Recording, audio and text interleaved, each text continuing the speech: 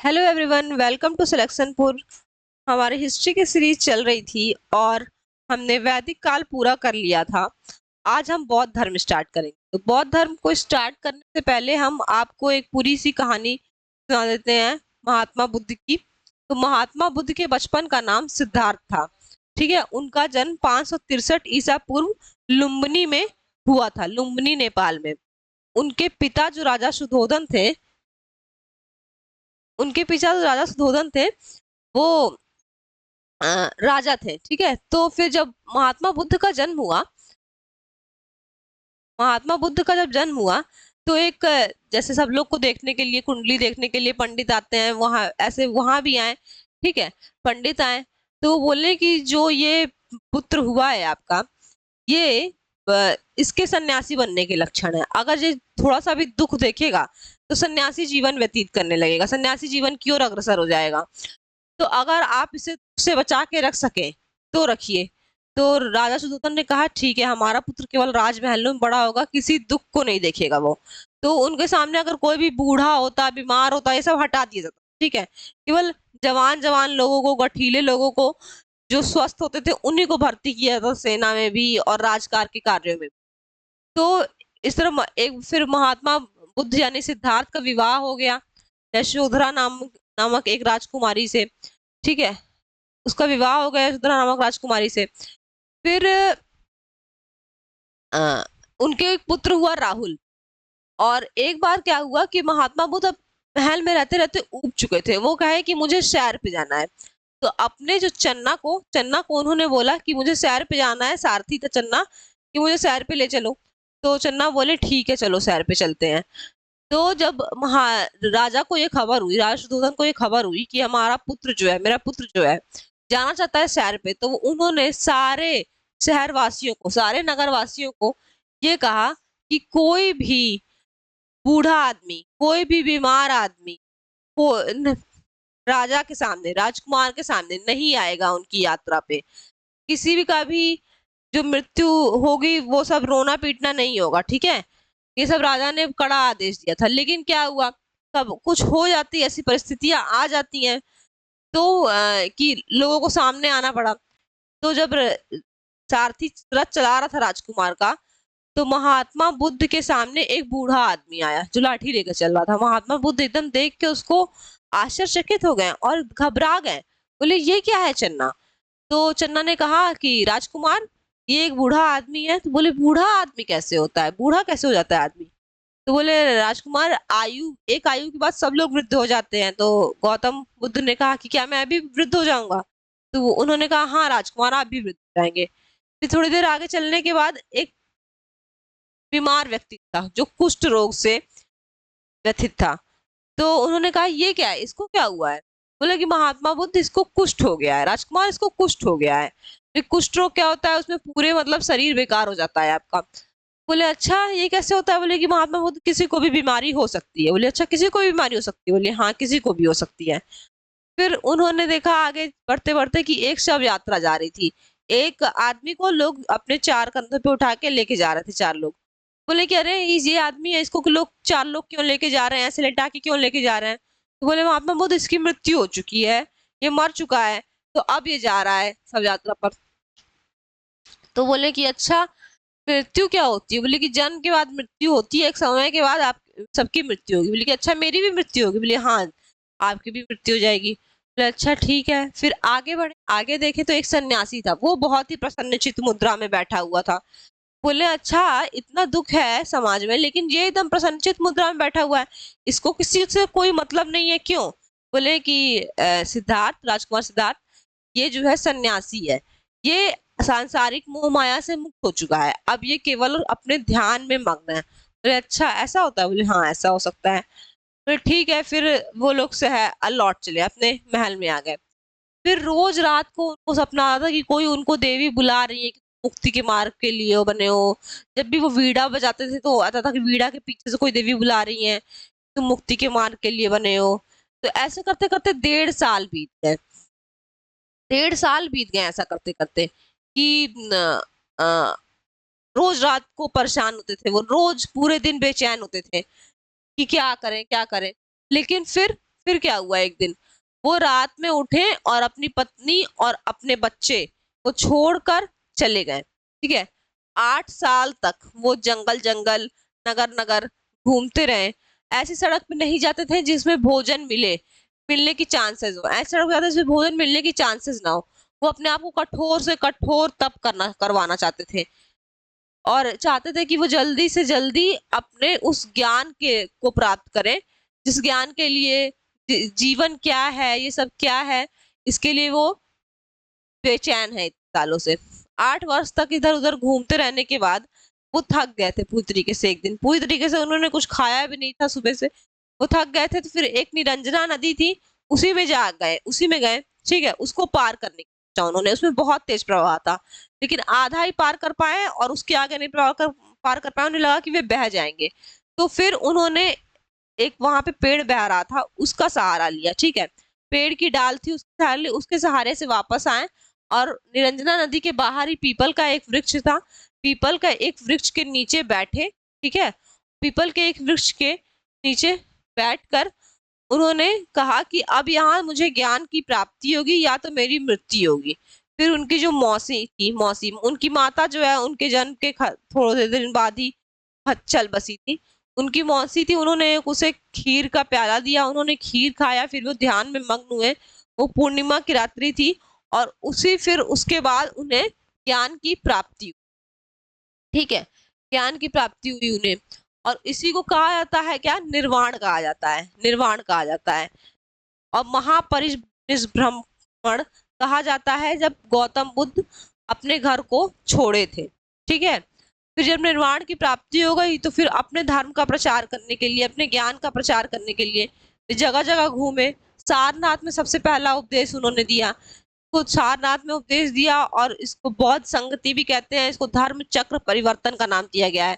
फिर श्रावस्ती में उसने सबसे ज्यादा उपदेश दिया, श्रावस्ती में उन्होंने सबसे ज्यादा उपदेश दिया, क्योंकि वहीं पे सबसे ज्यादा उनके शिष्य थे। ठीक है, फिर अलग अलग राज्य में घूमकर अलग अलग जगह उन्होंने बौद्ध धर्म की शिक्षा प्रदान की। दुख का कारण, दुख का निवारण, ये सब क्या है उन्होंने बताया। ठीक है, कुछ सुत्त पट्टिकाएं लिखी गई बौद्ध धर्म में। फिर उसके बाद क्या हुआ कि वो एक जगह निवास कर रहे थे, तो उसमें से किसी ने उनको एक ऐसा फल खाने को दिया जिससे उन्हें अतिसार हो गया, उनका रक्त बहा ही जा रहा था। फिर भी वो चलकर कुशिनारा गए। ठीक है, कुशीनगर, इस समय के कुशीनगर को उस टाइम का कुशिनारा कहा जाता था, मल्ल देश। ठीक है, मल्ल राज्य में कुशिनारा गए। वहां पे उन्होंने सुबुद्ध, एक इंसान था, उसको अंतिम उपदेश दिया। अंतिम शिष्य था सुबुद्ध उनका। उसके बाद उनकी मृत्यु वहीं पे हो गई, और मृत्यु को गौतम बुद्ध ने बुद्ध धर्म में क्या कहा है, महापरिनिर्वाण। ठीक है, उन्हें महापरिनिर्वाण की प्राप्ति हो गई। तो इस प्रकार से बौद्ध धर्म की कहानी ये थी। अब आइए कुछ फैक्ट समझते हैं। तो जन्म 563 ईसा पूर्व लुम्बिनी नेपाल में हुआ था। बचपन का नाम सिद्धार्थ था। पिता शुद्धोधन थे। ठीक है, पिता शुद्धोधन थे, शाक्यगढ़ के मुखिया थे। और माता का नाम महामाया, इक्ष्वाकु वंश। ठीक है, सौतेली माँ मौसी प्रजापति थी। बुद्ध का लालन पालन किया, प्रथम भिक्षुणी भी थी। यशोधरा 16 वर्ष की आयु में विवाह, यशोधरा से उनका 16 वर्ष की आयु में विवाह हुआ, और राहुल नाम का एक पुत्र था। उनका प्रिय शिष्य था आनंद, प्रथम महिला शिष्या गौतमी, महत्वपूर्ण महिला शिष्या आम्रपाली। बुद्ध के घोड़े का नाम कंथक था, सारथी का नाम चन्ना था, और अंतिम शिष्य का नाम सुबुद्ध था। ठीक है, गृह त्याग उन्होंने 29 वर्ष की अवस्था में किया था। प्रथम गुरु आला कलाम थे। ठीक है, वैशाली में सांख्य दर्शन की शिक्षा जिसके द्वारा बुद्ध को दी गई थी। फिर द्वितीय गुरु थे रुद्र काराम बुद्ध, राजगीर में उन्होंने योग का ज्ञान दिया था। बोध गया में 35 वर्ष की आयु में वैशाख पूर्णिमा के दिन निरंजना फल्गु नदी के किनारे पीपल बोधि वृक्ष के नीचे उन्हें ज्ञान की प्राप्ति हुई। प्रथम उपदेश कहाँ दिया गया था, सारनाथ ऋषिपत्तनम में। सर्वाधिक उपदेश श्रावस्ती में, कौशल देश की राजधानी। उपदेश की भाषा पाली थी। ठीक है, मृत्यु 443 ईसा पूर्व कुशीनगर, कुशीनारा, उत्तर प्रदेश में। अब उनके जीवन से संबंधित कुछ चिन्ह हैं। हाथी गर्भ, कमल एवं साण, जन्म, घोड़ा, गृह त्याग, महाभिनिष्क्रमण। जब गृह त्याग हुआ तो इसको क्या बोलते हैं बुद्ध काल में? महाभिनिष्क्रमण। फिर बोधि वृक्ष, पीपल, ज्ञान, ठीक है। ज्ञान का प्रतीक क्या है? बोधि वृक्ष है। प्रथम उपदेश का प्रतीक है चक्र। प्रथम उपदेश धर्म चक्र परिवर्तन सारनाथ में। समृद्धि का प्रतीक है शेर, निर्वाण का प्रतीक है पद चिन्ह, और मृत्यु का प्रतीक है स्तूप। गर्भ का प्रतीक है हाथी, और जन्म का प्रतीक है कमल एवं साण। आगे बढ़, बौद्ध दर्शन में बताया गया है कि 4 आर्य सत्य है। दुख है, दुख का कारण, दुख का निवारण, और दुख के निदान के उपाय कुछ, ठीक है। दुख के निदान के उपाय क्या है? अष्टांगिक मार्ग में सम्यक दृष्टि, सम्यक संकल्प, सम्यक वाणी, सम्यक कर्मांत मतलब सम्यक कर्म, सम्यक आजीव, सम्यक व्यायाम,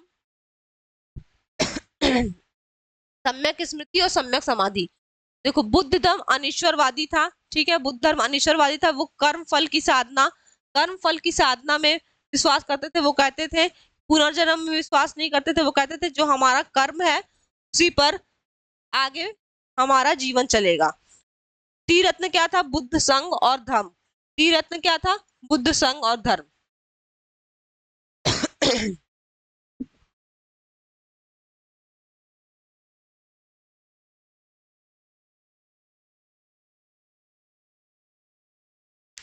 संगति जो है, संगति यानी बौद्ध धर्म संगति, जहाँ पे उपदेश हो रहा था। प्रथम संगति क्या थी? स्थान राजगृह था, शासक अजात शत्रु, अध्यक्ष कौन था? महाकश्यप, कार्य क्या था? सुतपटिक, आनंद, विनय पटिक, उपालित या संकलन, ठीक है। द्वितीय बौद्ध संगति 383 ईसी पूर्व हुई थी। 383 ईसा पूर्व वैशाली में काला शोक शासक था। साप कमीर, महासंघिक तथा स्थावीर में विभाजन हुआ था, ठीक है। तृतीय बौद्ध संगति 250 ईसा पूर्व में हुई थी, पाटलिपुत्र में हुई थी। अशोक जो है उस समय शासक था। मोगलीपुत्र उस समय उसका अध्यक्ष था। अभिधम्म पटिक मोगलीपुत्र का संकलन हुआ था, ठीक है। फिर प्रथम सदी में हुआ था चतुर्थ बौद्ध संगति। कुंडलवन कश्मीर में हुआ था। कनिष्क शासक था, वसुमित्र अध्यक्ष थे, और अश्वघोष उपाध्यक्ष थे। हीनयान और महायान दो संप्रदायों में विभाजन हो गया था। हीनयान और महायान दो संप्रदायों में बौद्ध धर्म का विभाजन हो गया था। कुछ बौद्ध ग्रंथ लिखे गए हैं त्रिपटिक पाली भाषा में। सुतपटिक जो है सबसे बड़ा पटिक था। 3 पटिक लिखे गए हैं, सब पाली भाषा में लिखे गए हैं। इसमें से सुतपटिक, विनय पटिक और अभिधम पटिक है। सुतपटिक सबसे बड़ा पटिक, विनय पटिक सबसे छोटा पटिक। विनय पटिक क्या है? सबसे छोटा पटिक है, सबसे छोटा पिटक, त्रिपिटक। शिक्षाओं का संकलन, नियम और अनुशासन। अभिधम पिटक दर्शन की बात की गई है। फिर बुद्ध चरित्र संस्कृत भाषा में लिखा गया है और अश्वघोष द्वारा रचित है। जातक कथाएं बुद्ध के पूर्व जन्म की कहानियां हैं। अंगुत्तर निकाय 16 महाजनपद की चर्चा। दीपवंश और महावंश बौद्ध दर्शन तथा सिद्धांतों की चर्चा। बौद्ध दर्शन और सिद्धांतों की चर्चा है। सबसे बड़ा स्तूप केसरिया बिहार में, धमेक स्तूप सारनाथ उत्तर प्रदेश में, रांची स्तूप मध्य प्रदेश में, बरहुत स्तूप मध्य प्रदेश में, रामभर स्तूप कुशीनगर उत्तर प्रदेश में, और बोरोबुदुर स्तूप इंडोनेशिया में पाया गया है, ठीक है। महत्वपूर्ण तथ्य क्या है? सिद्धार्थ को तथागत, कनक मुनि या शाक्य मुनि भी कहा जाता है। महात्मा बुद्ध को एशिया का ज्योतिपुंज कहा जाता है। समकालीन शासक बिंबिसार, उज्जैन, प्रसेनजीत या प्रद्योत, ठीक है। ये सब समकालीन शासक है। मगध और कौशल में इनका ज्यादा संबंध रहा है। भारत में उपासना की जाने वाली प्रथम मूर्ति थी महात्मा बुद्ध की। बुद्ध की प्रथम मूर्ति मथुरा शैली में, और बुद्ध की सर्वाधिक मूर्ति किसमें बनी है? गांधार शैली। उनका अंतिम लक्ष्य क्या था? निर्वाण, मोक्ष की प्राप्ति उनका अंतिम लक्ष्य था। अब इसके कुछ क्वेश्चन करते हैं। गौतम बुद्ध का जन्म कब हुआ था? गौतम बुद्ध का जन्म 563 ईसा पूर्व लुम्बिनी में, नेपाल में हुआ था। Option A is correct. Kapil वस्तु के निकट लुम्बिनी में 563 ईसा पूर्व हुआ था। के पिता सुशोधन शाक्यगढ़ के प्रधान थे। माता माया देवी कौली राजगढ़राज की कौली वंश की कन्या थी, ठीक है। बुद्ध के जीवन की किस घटना को महाभिनिष्क्रमण के रूप में जाना जाता है? तो उनके गृह त्याग को क्या कहा जाता है? महाभिनिष्क्रमण के रूप में जाना जाता है। गौतम बुद्ध की माँ किस वंश से संबंधित थी? शाक्य वंश, माया वंश, लिच्छवी वंश, कौल्य वंश। अभी हमने पढ़ा गौतम बुद्ध की माँ कौल्य वंश से संबंधित थी। गौतम बुद्ध की माँ कौल्य वंश से संबंधित थी। बुद्ध का जन्म हुआ था, बुद्ध का जन्म वैशाली, लुम्बिनी, कपिलवस्तु या पाटलिपुत्र? बुद्ध का जन्म कहाँ हुआ था? लुम्बिनी में। बुद्ध का जन्म हुआ था लुम्बिनी में। इनमें से कौन सा बुद्ध का दूसरा नाम है? पार्थ, प्रच्छन्न, मिहिर या गुड़ाकेश, या इनमें से कोई नहीं? तो बुद्ध का इनमें से कोई दूसरा नाम नहीं है। बुद्ध को तथागत, कपिल मुनि या शाक्य मुनि कहा जाता है। एशिया का ज्योतिपुंज कहा जाता है। ये पार्थ, प्रच्छन्न, मिहिर, गुड़ाकेश, ये जो है ये बुद्ध के नाम नहीं है। इनमें से कोई नहीं आंसर होगा। ठीक है। आदि गुरु शंकराचार्य को प्रच्छन्न बौद्ध या छिपा हुआ बौद्ध मार्गी कहते हैं। ठीक है। निम्नलिखित में से किस राजवंश के अभिलेख से इस परंपरा का समर्थन होता है कि लुम्बिनी शाक्य मुनि बुद्ध का जन्म स्थान था? तो उस टाइम कौन था जिसके बुद्ध किसके शासन काल में थे? मौर्य, शुंग, सातवाहन या कुषाण? तो मौर्य शासन काल में थे। तो मौर्य राजवंश के अभिलेख से ही पता चलेगा ना कि लुम्बिनी शाक्य मुनि का जन्म का स्थान था। तो मौर्य वंशी शासक अशोक के रुम्मनदेही अभिलेख से सूचना मिलती है कि शाक्य मुनि बुद्ध का जन्म लुम्बिनी में हुआ है। इस अभिलेख के अनुसार अशोक राज्याभिषेक के 20 वर्ष बाद यहाँ आया था और उसने इस स्थान की पूजा की थी जहाँ शाक्य मुनि बुद्ध का जन्म हुआ था। तो अशोक के जो बेटा बेटी थे, संघमित्रा और जो इसकी बेटी थी, ये लोग अशोक ने इन लोगों को भेजा था बुद्ध धर्म के प्रचार के लिए। ठीक है। कलिंग युद्ध के बाद अशोक ने बौद्ध धर्म को अपना लिया था, इसीलिए अशोक के वक्त ने अभिलेख की रचना करवाई थी। निम्नलिखित में से कौन एक अशोक का अभिलेख इस परंपरा की पुष्टि करता है कि गौतम बुद्ध का जन्म लुम्बिनी में हुआ था? तो अभी हमने पढ़ा बसाण स्तंभ अभिलेख में नहीं हुआ था, निगाली सागर स्तंभ अभिलेख में नहीं, रामपुरा स्तंभ अभिलेख में नहीं, रुम्मनदेही स्तंभ अभिलेख में हुआ था।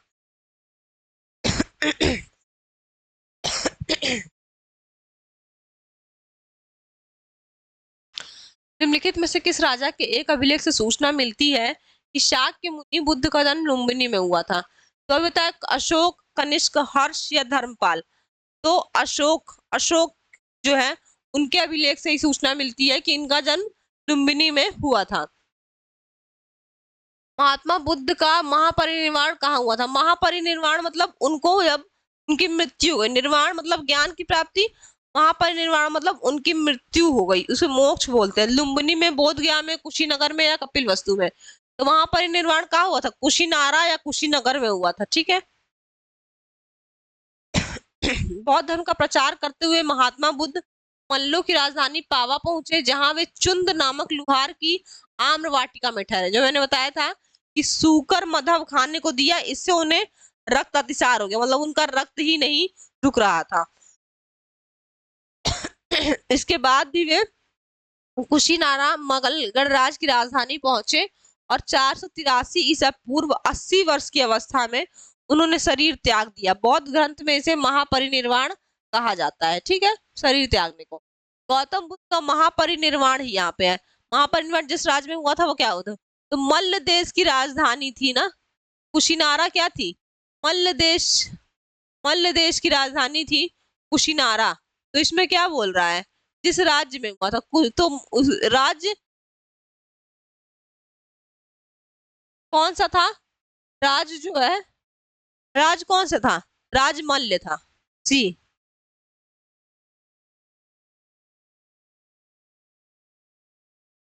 महात्मा बुद्ध का महापरिनिर्वाण किसके गणतंत्र में हुआ था? मल्लों के, लिच्छवियों के, शाक्यों के या पल्लों के?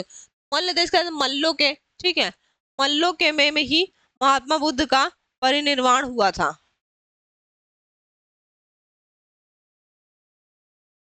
गौतम बुद्ध ने किस स्थान पर निर्वाण प्राप्त किया? कुशीनारा में, श्रावस्ती में, लुम्बिनी में, सारनाथ में? तो गौतम बुद्ध ने कुशीनारा में महानिर्वाण प्राप्त किया था। महानिर्वाण क्या करता है? शरीर त्यागना। ठीक है। बौद्ध धर्म में सांसारिक दुखों से मुक्ति या दुख निरोध को ही निर्वाण माना गया है। बुद्ध को सांसारिक दुखों से मुक्ति यानी निर्वाण ज्ञान प्राप्ति के समय प्राप्त हुआ, जो कि बोध गया में प्राप्त हुआ था। ठीक है, निर्वाण तो बोध गया के समय प्राप्त हुआ। कहाँ प्राप्त हुआ था निर्वाण? निरंजना नदी के किनारे पीपल वृक्ष के नीचे बोध गया में। और मल्लों की राजधानी कुशीनारा में महात्मा बुद्ध ने अपना शरीर त्याग किया, जिसे महापरिनिर्वाण कहा गया है। महापरिनिर्वाण मंदिर अवस्थित है, तो महापरिनिर्वाण कहाँ हुआ था? कुशीनारा में हुआ था। तो कहाँ होगा? कुशीनारा में ही अवस्थित होगा, यानी कुशीनगर में ही अवस्थित होगा महापरिनिर्वाण मंदिर। तो कुशीनगर में अवस्थित है। कहाँ अवस्थित है? सारनाथ में नहीं, बोधगया में नहीं, श्रावस्ती में नहीं, कुशीनारा में। परिनिर्वाण स्तूप या महापरिनिर्वाण मंदिर उत्तर प्रदेश के कुशीनगर जिले में स्थित है। मंदिर में स्थापित भगवान बुद्ध की मूर्ति 1876 से 77 ईस्वी में उत्खनन के द्वारा प्राप्त की गई। ठीक है, इसका मतलब वो मूर्ति पहले से थी। 77 में उत्खनन के द्वारा प्राप्त हुई। महापरिनिर्वाण मंदिर विश्व में बौद्ध धर्म के सबसे पवित्र मंदिरों में से एक माना जाता है। निम्नलिखित राज्यों में से किनका संबंध बुद्ध के जीवन से था? अवंती, गांधार, कौशल या मगध?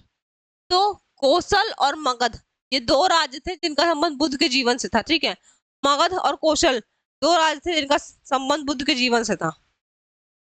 तो क्या होगा? केवल 3 और 4। मगध का राजा कौन था? अशोक।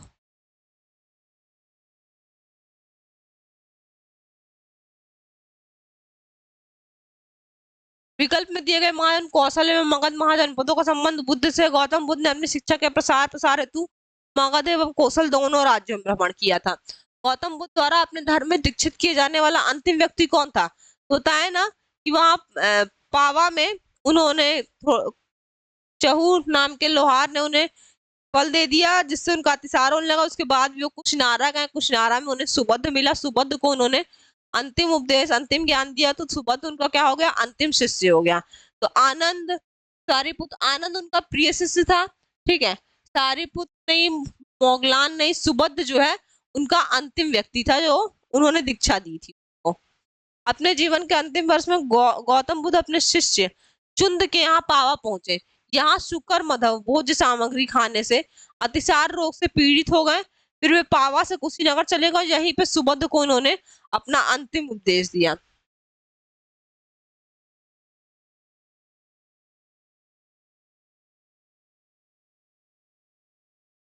तो आज का लेक्चर यहीं पे हमारा खत्म होता है। आगे जो क्वेश्चन करेंगे वो बौद्ध धर्म के क्वेश्चन आगे रहेंगे।